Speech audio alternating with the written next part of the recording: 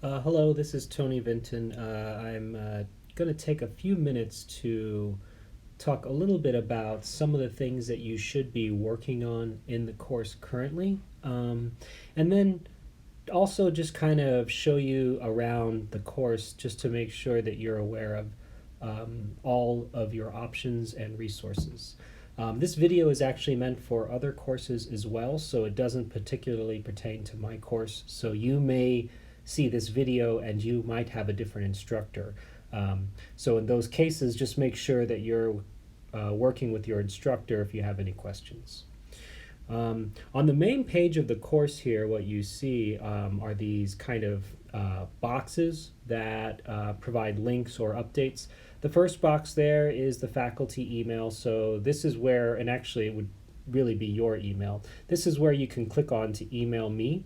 In fact, let me kind of view this as a student just so you see how it would look. And so really it would just say access your email here. You'd click on that and you can send an email directly to me. You can also send an email to your fellow classmates as well. If you go to your course resources and click on class list, you can look at the other students and then you can email them to if you're kind of interested in forming any study group. So that's one link to be mindful of. The other one is the updates. So in the updates section, you would just see anything about discussions. So if you're posting discussions or receiving discussion posts or replies, this is where you would see that. And then the next line item is, box, is the announcements section. So in this case, you'll see any new announcements that your instructor or PIMA is posting. Make sure that you're checking this once a day, just so you can be aware of any new developments that your instructor may be doing. So just to kind of go through a couple of things that you should have done or be doing. In the content section, what you see here is on the left hand side you see the folders. So you have the README first folder, the review module, module 1, and then it goes down to module 8. Really the module 1 is where we should currently be working on. So if I click on module 1, you'll see kind of the main page here, and you can download most of this information so that way you can view it offline as well. There's a little download button right there. You see there in that line item, it's the Module 1 quiz on the right. The Module 1 quiz is something that you should do, but you want to make sure that you're doing or finishing the homework first. If you take the quiz and you exit out of it, it still counts as an attempt, so you just want to be careful about that. There's also the Module 1 discussion. I posted before a little bit about what's required, but you want to make sure you read through and participate in the discussion. Notice that the instructions say that you need to post at least 5 times on 2 separate days. That means that you can post 3 on one day and 2 on another, as long as it's 5 or more. Some people were thinking it was a total of 10 because of the 2 days, but it's just a minimum of 5, but it has to be on 2 separate days.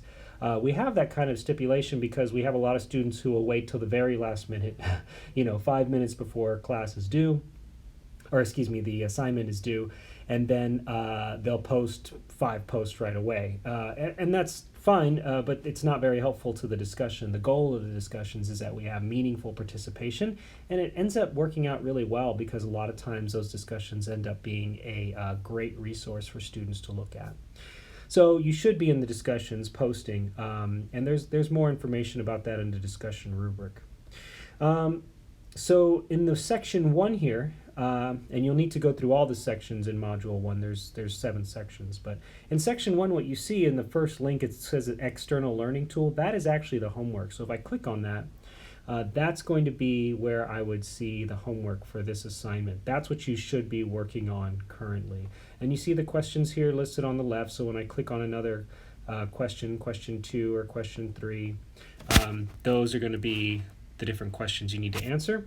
You have unlimited attempts, and technically if you look at the due date on the right there, it says that the due date is on 12/17, so you have until the end of the semester to work on the homework. However, in order for you to prepare for the quiz, you've got to have finished the homework. So the incentive is you still should be working on the homework and completing it before the due date. The reason why the due date for each homework is set so long is just so you can continue working on it and review if you need to for exams and quizzes. So just a reminder, so this is where you would access the homework. Let me go back to section 1 here.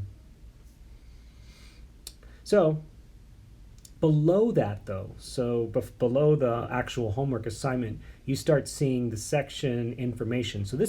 So we don't have a book necessarily, we have what's just called content. And so in this content is basically what you would see from a book. In fact, we took this, a book that was an OpenStax book, so it's an open resource book, or so it was free. And we just took the content that we needed for our class, and so we put it in this course. So all this content you see is available for that. And I posted a separate video on some of the things to focus on for Module 1. Hopefully you'll see that there soon. Below there at the bottom, you see the section exercises. Those are the section exercises for the just the section, but they're optional. So you don't have to do those, okay? Those are just something for practice, all right? So when you click on it, you basically see homework problems, right? And that's fine. Definitely look at them. I have students who definitely will look at them, and sometimes what they'll do is they'll post questions on these in the discussion just to kind of get the conversation started. But if you do have a question, post it, and we can help. But again, these are just optional. Okay. So that's what each section is like. You'll need to do the 7 sections, and then you'll take the quiz. You do see this little indicator here about how many topics you've completed. Really all it's doing is it's just counting how many clicks you've made. So if you, if you've clicked all the sections. So I've clicked 36% of the sections, or 4 out of 11 topics. So if you click them all, you get 100%. It's really, the idea for you here is if you wanted to use that bar, it's just to remind you of what you have and have not clicked on, right? So you'll see on the right-hand side these little check marks. I've clicked on those, and which means, I guess for me, I've read through those there. So just a idea of what that really does. We don't use that for grading at all. We mainly use the homework. So just that's a couple of things to be aware of. I want to go into the discussion here really quick. So if I click on assessments and then discussion, the greetings and introduction, that was already due. So that one I won't talk about. The helpful videos though, I do post videos here, and your instructor might as well. The first set of videos is a getting started. Hopefully you've viewed all these. These talk about the discussions more. This talks about navigating to the homework. So it's just basically what I talked about, but a little bit more detail. And then this is a getting started. I'll post more, and hopefully your instructor will post more as well as the course progresses. And then you have the Module 1 discussion. You notice that you should have some discussions already occurring.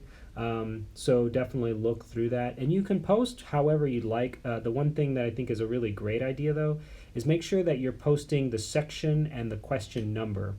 That makes it easy for us to be able to go back and see where, if we were to review this problem, we can go see the exact version you have, and then other students can also reference that and go to their homework and say, oh, okay, they're having a problem on section 2, number 10.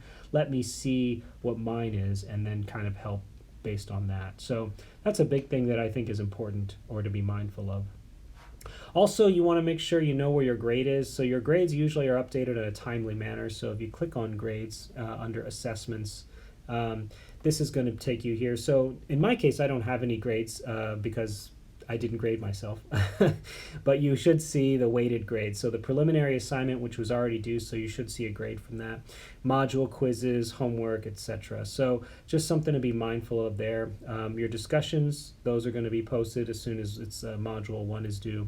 And then all the homework. So this updates, the homework updates every minute. So what happens is if you're doing a homework assignment, let's say section 1, and you complete it, but it still shows 90%, it usually takes like a minute or 2 before it updates. So just be aware of that. If it's taking like a couple of days, send us an email and we'll see what's going on there. So that was really all I had. Those were just some quick reminders of the things you should probably be working on right now, what you should be doing in the course. Again, there isn't really a lecture per se. A lot of students have asked about that. We are working on providing some more content, but right now what our focus is just to help you to make sure you're understanding the concepts in the homework, and then we'll enforce that with the content in the D2L web pages. However, there will be videos that will be upcoming of about like basically tips or things to be mindful of. And we'll hopefully post those at least once a week, if not more. So if you have any questions, definitely email your instructor. Thanks a lot.